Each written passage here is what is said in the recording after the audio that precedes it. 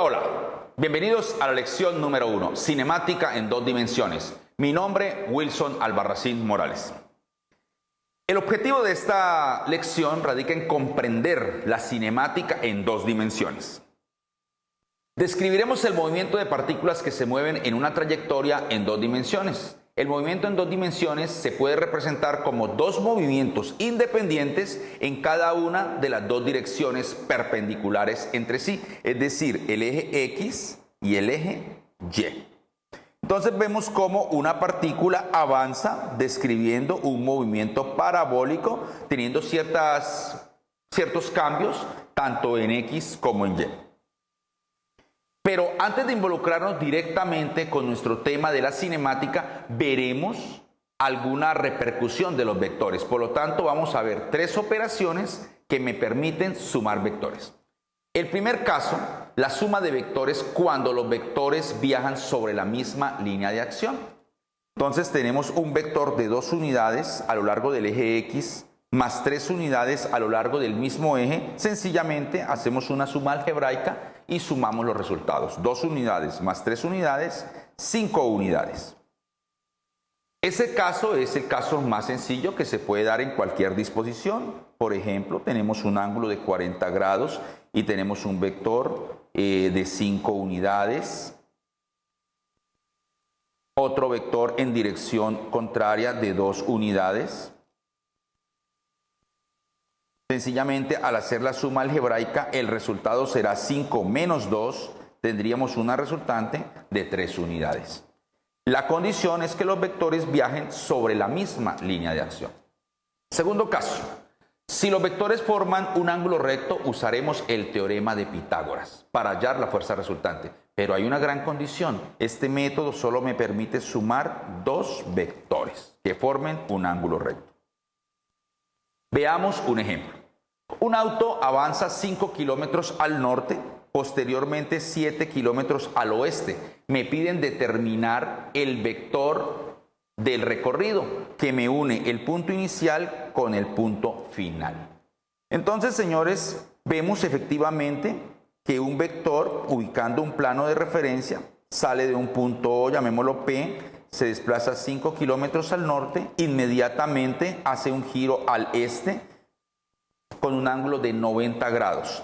Tenemos 5 y 7 kilómetros formando un ángulo de 90 grados. Podemos unir el punto inicial con el punto final por una línea recta y será el vector resultante que caprichosamente para este ejemplo hemos llamado D.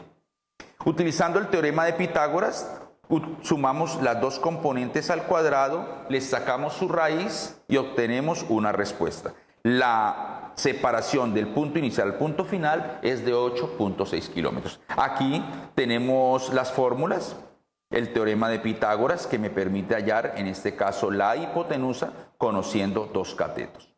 Como el ángulo que se me forma es un ángulo recto, puedo utilizar las funciones trigonométricas seno, coseno o tangente para hallar el ángulo. En este caso llamaremos el ángulo A y lo vamos a calcular con la función trigonométrica tangente. Me paro en A, tangente es opuesto, 7 sobre adyacente. 7 sobre 5, recuerden señores, vamos a hallar ese ángulo, calculadora invertido tangente, me permite hallar el ángulo A. A es igual a 54.46. Resumiendo ahora el tercer método. El tercer método, señores, no tiene restricciones. Me permite sumar n vectores en cualquier disposición angular. ¿En qué consiste? Consiste en descomponer todos los vectores que me involucren un ángulo. Cuando un vector involucra un ángulo, se puede descomponer en 2 componentes. Una componente en el eje X y una componente en el eje Y. Entonces, para este caso, f de x será igual a f por coseno de 60 y f por el seno de 60. Estas fórmulas las podemos utilizar con una condición, siempre y cuando el ángulo esté medido con respecto al eje X. Con respecto al eje X siempre tendremos que la componente en Y se involucra directamente con el seno y la componente en X se involucrará directamente con el coseno. Y así construiremos dos columnas, una columna para componentes en X y una columna para las componentes en Y. Finalmente, entonces hallaremos la fuerza resultante con ayuda del teorema de Pitágoras y el ángulo del vector resultante con alguna de nuestras funciones trigonométricas. Veámoslo con el siguiente ejemplo. Sobre un avión actúan tres remolcadores como lo muestra la figura en una vista aérea. Me piden determinar la fuerza resultante que actúa sobre el avión. Me dan los tres valores F1, F2 y F3 efectivamente. Entonces vamos a hallar dos columnas, sumatoria de fuerzas en X igual a 0 y sumatoria de fuerzas en Y igual a 0. Entonces en la primera columna en X tendremos el vector 1 con un ángulo de 180 menos 60, entonces tendremos un ángulo de 120 grados. El vector 2, F2, un ángulo de 180 más 20, 200 grados. Y el vector 3 con una disposición angular de 270 grados. Para las componentes en Y, los ángulos lógicamente son los mismos. Veamos entonces el cálculo de estos resultados. Tenemos entonces las dos columnas, tenemos la componente en X y tenemos la componente en Y. Realizando las operaciones tenemos los tres valores. ¿Por qué tenemos una componente en 0? Regresándonos, podemos ver efectivamente que el vector 3 en su totalidad está en el eje Y. Por consiguiente, señores, en X no hay nada de la tercera fuerza. Entonces, sumando, tenemos la resultante en X, tenemos la resultante en Y. Estos dos valores los vamos a graficar partiendo del origen de coordenadas. X va hacia el lado negativo, porque así me lo indica la respuesta, y Y de igual manera hacia el lado negativo. Finalmente unimos el punto inicial con el punto final por medio de un vector que en este caso llamaremos caprichosamente fuerza resultante. Y la fuerza resultante, utilizando el teorema de Pitágoras, señores, no lo olviden, Pitágoras, sencillamente me permite calcular la fuerza resultante. Y la fuerza resultante en este caso da de 368.82. Podemos verificar que efectivamente es mayor que la componente en X y mayor que la componente en Y. De igual manera, como lo habíamos explicado en el ejercicio anterior, vamos a hallar el ángulo. Entonces nos paramos en A, tenemos cateto opuesto sobre cateto adyacente, 281.8. Recordemos que las dos estaban en Newton, pero los Newton y Newton se cancelan y obtenemos invertido, tangente. No lo olvides, calculamos el ángulo A igual a 49.82 grados. Entonces tenemos magnitud, dirección y sentido para este vector.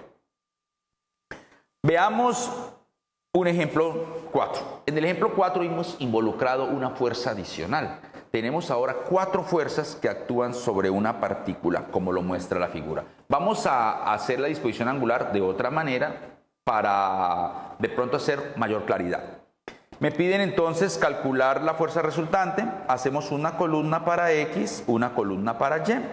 Tenemos el vector de 10 newtons que está actuando sobre la partícula con un ángulo de 30 grados con respecto al X. Este ángulo de 30 me permite descomponer 10 en sus dos componentes, su componente en Y, su componente en X.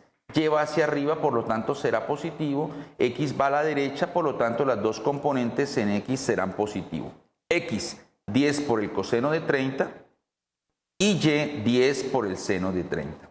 Vamos ahora a descomponer el segundo vector. El vector de 12 tiene una componente en X que va hacia el lado negativo y tiene una componente en Y que va hacia arriba, hacia el lado positivo. 12 coseno de 40, 12 seno de 40. Veamos ahora dos vectores adicionales. Tenemos un vector de 5 que está sobre el eje X. Toda su magnitud está en X. 5 en X, 5 en X, por lo tanto en Y, 0. El caso contrario. Tenemos un vector de 6 cuya magnitud en su totalidad está hacia el lado negativo de las Y. Menos 6 y en X 0.